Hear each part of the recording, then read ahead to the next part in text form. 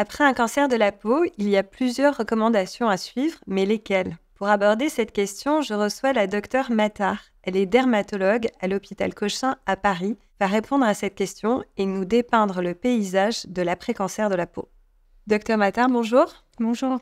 Comment se déroule le suivi après les traitements pour un patient ou patiente qui a eu un cancer de la peau? Une fois qu'on a terminé la durée du traitement pour des cancers cutanés, bien sûr selon les recommandations et de façon adaptée au type de cancer initial, on effectue une surveillance clinique et parfois également radiologique, soit par des échographies des sites de drainage de la zone qui a été atteinte, soit parfois même on a besoin de scans de 4 étages, donc cervicaux, thoracaux, abdominaux, pelviens, pour essayer de détecter toute récidive éventuelle du cancer. Et cette surveillance clinique et radiologique parfois se font à des intervalles très réguliers, soit tous les 3 mois, soit tous les 6 mois, et après on passe à tous les ans. Et ces intervalles sont prédéfinis selon les recommandations, de façon adaptée bien sûr au stade du cancer. Les patients et patientes qui sont en post-traitement d'un cancer de la peau doivent se faire examiner régulièrement et s'auto-examiner régulièrement. Est-ce que vous pouvez nous en dire un peu plus? Il faudra évidemment que les patientes et les patients qui ont eu des antécédents de cancer de peau apprennent à auto-examiner, à surveiller par eux-mêmes également leurs lésions. Et devant toute modification d'une ancienne lésion, notamment si elle est pigmentée, ou bien l'apparition d'une nouvelle lésion, pas juste pigmentée, peut-être érythémateuse, un petit nodule cutané, qu'ils sachent le rapporter le plus vite possible à leur médecin pour pouvoir avoir une prise en charge assez précoce de cette lésion. Pour les lésions pigmentées, on leur explique parfois les critères qu'on appelle ABCDE. A pour asymétrie, donc si la moitié de la lésion elle n'est pas vraiment superposable à l'autre moitié. B, c'est pour les bords de la lésion qui peuvent être irréguliers. C pour la couleur, notamment quand elle est hétérogène, pas nécessairement juste foncée, même brun clair, mais vraiment hétérogène. D, c'est si on a un diamètre un peu plus que 6 mm. Et E, c'est l'évolutivité. Si la lésion a évolué en taille, elle a grandi, en couleur, elle a foncé, ou en épaisseur. Et on leur recommande normalement de faire cet auto-examen régulièrement. L'auto-examen peut durer à peu près 15 minutes. Donc au début, on leur demande de bien examiner toutes les régions qui sont accessibles à l'œil nu, donc les mains, les paumes, le dos des mains, les pieds. Il ne faut pas oublier entre les doigts, entre les orteils, les faces antérieures des avant-bras, des jambes, des cuisses. Une deuxième étape de cet auto-examen peut se faire devant un miroir vertical. Donc le patient commence à s'examiner de haut en bas, toute la peau. Puis il tourne à gauche, à droite pour essayer vraiment de prendre en latéral. Et il faut qu'on lève les bras à la verticale également pour exposer les zones latérales. Et la dernière partie de cet auto-examen peut se faire à l'aide d'un petit miroir à main, notamment pour les zones difficilement accessibles.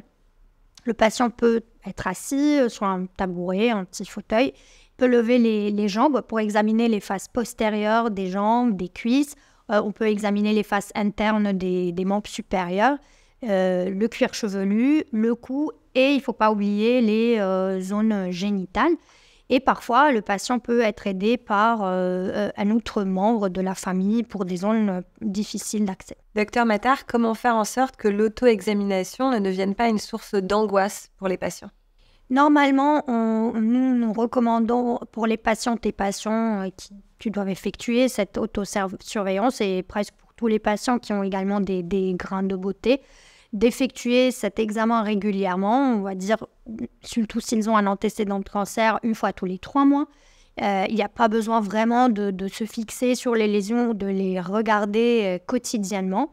Le but, c'est pas que cet auto-examen soit angoissant ou source d'anxiété pour le patient. Au contraire, c'est dès qu'il y a une petite suspicion sur une lésion qui s'est modifiée ou l'apparition de nouvelles lésions, ou surtout aussi, on leur apprend de bien examiner les cicatrices pour réapparition de petites pigmentations ou d'un petit nodule, c'est de pouvoir rentrer en contact rapidement avec leur médecin pour prendre en charge le plus précocement possible avant que ça soit un stade avancé.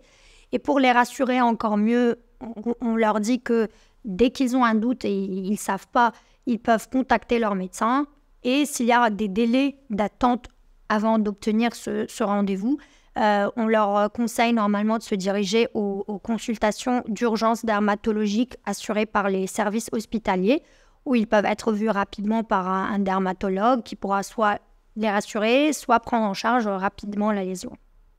Est-ce qu'il y a d'autres précautions pour des patients et patientes qui ont eu un cancer de la peau, et notamment vis-à-vis du soleil ? Normalement, nous, on fait une éducation lors des consultations pour la photoprotection à tous nos patients, d'autant plus pour les patients qui ont des antécédents de cancer de peau, puisque cet antécédent signifie qu'ils auront un risque plus élevé de développer un autre cancer de peau. Et donc, on leur recommande de vraiment éviter l'exposition solaire pendant les heures les plus ensoleillées, donc midi 16 heures.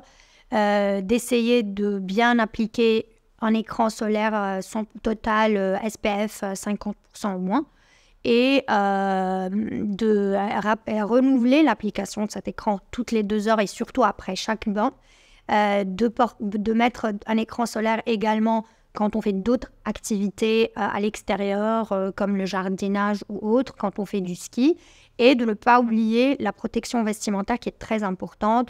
Le chapeau ou le casquette et les manches longues. Voilà. Est-ce qu'il y a des effets secondaires tardifs induits par les traitements ? Oui, donc là c'est vrai qu'on a de plus en plus moins, mais on les fait toujours, de la radiothérapie et ou bien du curage ganglionnaire. Donc pour la radiothérapie, on peut avoir parfois ce qu'on appelle une radiodermite, c'est un type de brûlure spécifique suite à un certain cumul de doses de radiothérapie qui peut être vraiment embêtant. Ou bien après un curage, on peut avoir des lymphœdèmes qui peuvent être douloureux, gênants et qui nécessitent des soins, parfois de la kinésithérapie ou un drainage. Souvent, ce que les patients rapportent dans l'après-cancer et l'après-traitement, que ce soit thérapie ciblée ou immunothérapie, c'est la fatigue. La fatigue séquelaire. Parfois aussi d'autres troubles d'adaptation sociale, des troubles dans la vie de couple ou de famille. Et il y a bien sûr des effets indésirables ou de toxicité qui sont spécifiques au type de traitement et à la molécule parfois. Et en grand, on a donc les thérapies ciblées et l'immunothérapie. Avec l'immunothérapie, on peut avoir des effets vraiment tardifs, des années même après l'arrêt du traitement, qui sont immuno-induits, qui peuvent toucher plusieurs organes, le tube digestif, le système endocrinien. On peut avoir un diabète immuno-induit, une atteinte thyroïdienne immuno-induite, ou qui peuvent persister et évoluer vraiment indépendamment du fait qu'on arrête le traitement. Pareil pour des effets immuno-induits cutanés, des maladies bulleuses, un vitiligo, un lichen, et qui peuvent parfois vraiment malheureusement persister ou gêner les patients longtemps après l'immunothérapie. Quelle est la prise en charge de ces effets secondaires tardifs ? En fait, la prise en charge, elle va dépendre essentiellement de l'organe qui est atteint par ces effets secondaires, du type de l'effet secondaire et de la gravité. On a une certaine classification qui nous donne une idée de la sévérité de ces effets secondaires. Bien sûr, quand on a des atteintes spécifiques d'organes, on va dire immuno-induites, s'il s'agit du tube digestif, il faut un suivi en gastro parallèle.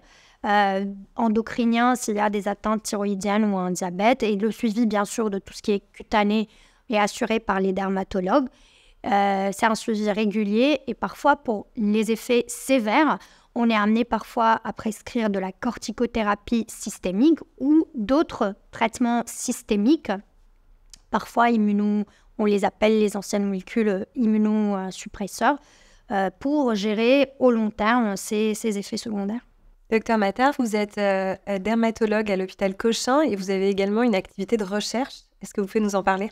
Déjà, en tant que dermatologue, je peux dire qu'actuellement, nous sommes vraiment plus près des patients dans l'accompagnement dès le début, donc dès le dépistage jusqu'au stade les plus avancés, jusqu'au stade de cancer métastatique.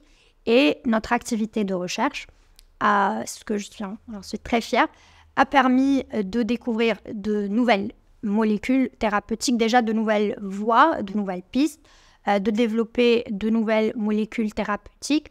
Et par la recherche clinique également, on peut tester l'effet de ces nouvelles molécules, ce qui va aboutir et ce qui a abouti dans les 10 dernières années, surtout au changement des recommandations de traitement.